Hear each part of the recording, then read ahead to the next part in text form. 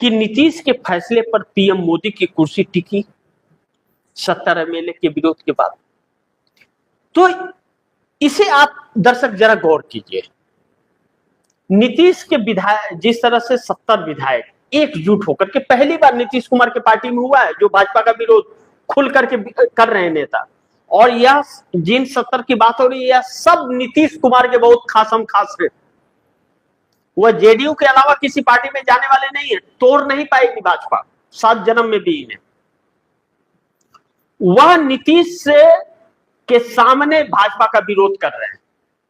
अगर नीतीश बिहार में रहे, जेडीयू का सीएम रहे, तो वह विरोध नहीं करेंगे, भाजपा के साथ रहिए, कोई दिक्कत नहीं है।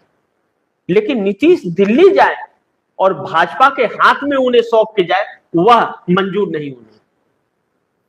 ऐसे में नीतीश से जो फैसला यह विधायक और सांसद कराना चाह रहे हैं, नीतीश ने फैसला मानिए कि कर दिया कि हां, हम भाजपा का साथ छोड़ रहे हैं, हमें भाजपा का मंजूर नहीं, और भाजपा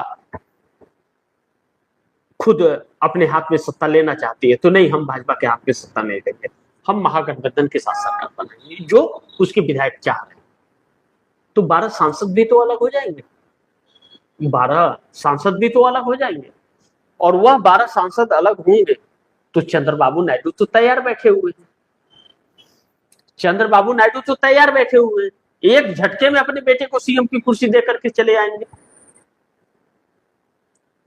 लेकिन बागडोर देश का नायडू नीतीश के हाथ में ही जाने वाला है, आने वाले वक्त में किसी तीसरे के हाथ में नहीं जाएगा, चाहे जितने दिन भी सरकार चले। लेकिन नीतीश और नायडू के हाथ इस देश का बागडोर आने वाला है। एक बार फिर आप दर्शकों को इंद्र कुमार गुजराल, देवी गौड़ा और चंद्रशेखर सिंह वाला कार्यकाल, बीपी सिंह वाला कार्यकाल देखने को मिलेगा इस देश में। कुछ दिनों के पीएम, फिर होगा चुनाव और फिर चुन के आएगी देश की सरकार।